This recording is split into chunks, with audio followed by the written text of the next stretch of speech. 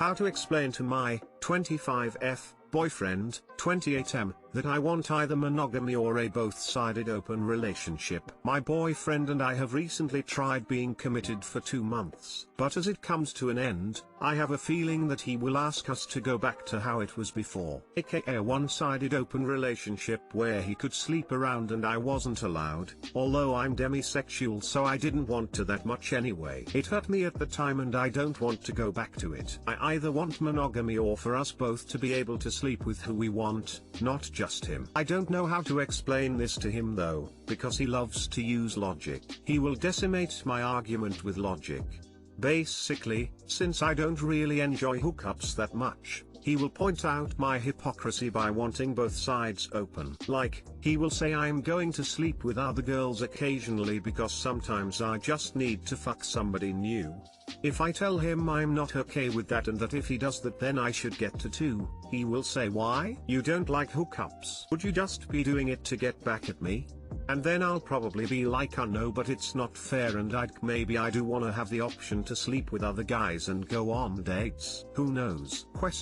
Then he'll say, all disappointed, wow I always liked you because you only wanted to sleep with me. I guess that's not true, frowning face. Like, he'll act like I lied about myself and my demisexuality. I didn't lie, and I don't particularly enjoy hookups, but I realized after all this that if someone is sleeping with me and with other girls, I should at least have that option to sleep with other guys. It's only fair. And who knows, maybe I would like going on a date once in a while. It's not like my boyfriend ever takes me out. Too long didn't read. I want us both to be loyal or neither of us. But how to present this in a way that he can't argue against?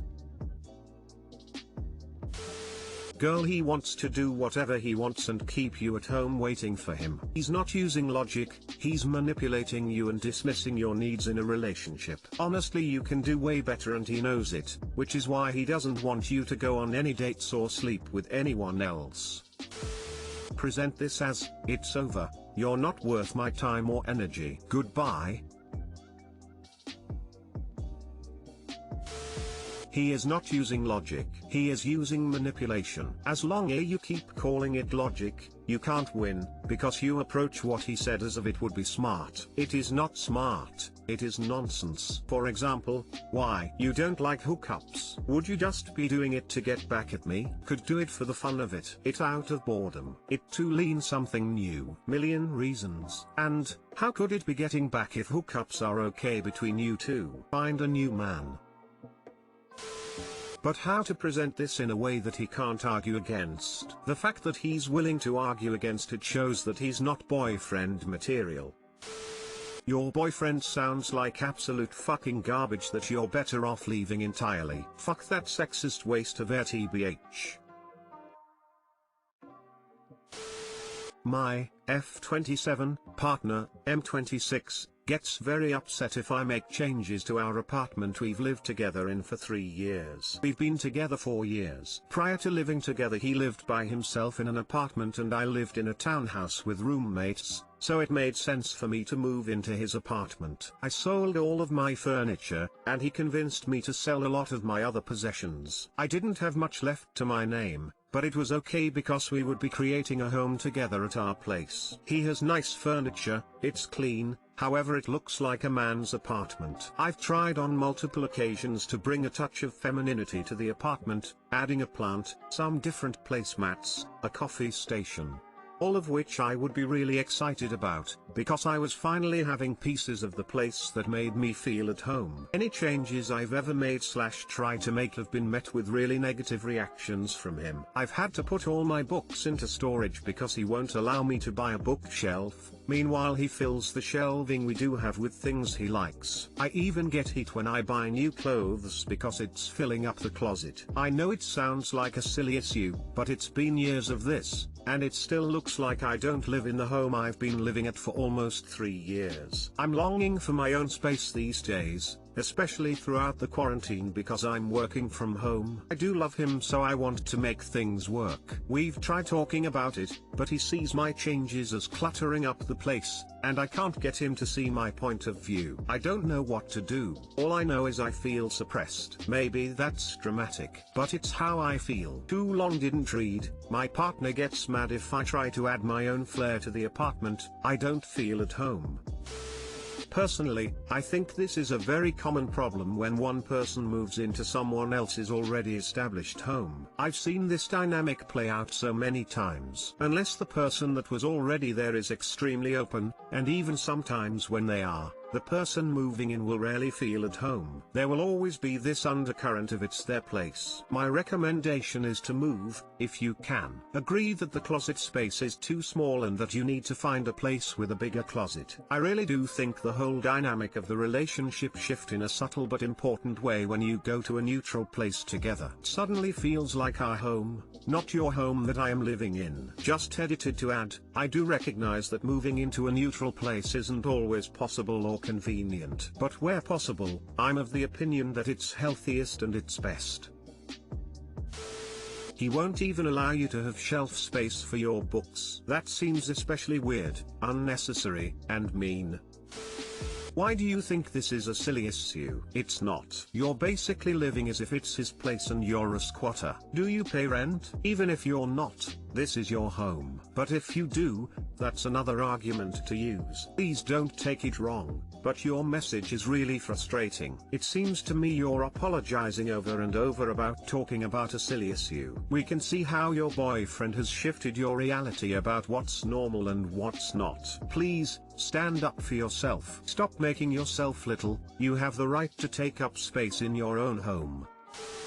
Honestly, I think you should look into moving out. Are you able to move into your old flat? Any of your friends looking to change apartments and willing to take you as a roommate? If you start looking for a new place and he panics and says he's going to change, it's okay to give him another chance. Just make sure you only give him one chance. And if he doesn't change, pick up your search again and move out for real. I agree with all of this. Please don't settle for someone who makes you feel this way. And as others have said, this is not a silly or small issue. It's actually pretty huge because it's about so much more than just physical space. Just the fact that he's got you convinced it's a silly issue suggests that you've been gaslit, for a while now and your self-worth is being affected. This is not a silly issue at all. He's preventing you from feeling at home in the place you live, and he's shaming and silencing you when you try. I'd recommend you take a much firmer line with him. It's not fair, kind or respectful that you, and the things you value, are treated like clutter. It needs to change. Then suggest counseling, but do not back down. This needs to change. I had a similar situation with an ex who treated all of my things like clutter and mess, despite his own constant pack ratting. When I did move out, I actually cried when I realized how little of myself had existed in the apartment I'd lived in for years, how squeezed into the corners and gaps I'd been. For years I was told I was the problem. I was the messy one and the one who took up too much space. But when all my boxes were out, you wouldn't have known a second person had ever lived there. Every shelf was still full, every surface still cluttered, every closet still jam-packed. It really underlined just how unhappy and unhealthy the situation had actually been. And how I wasn't the root cause of it. This is not a silly issue. This is a very serious issue.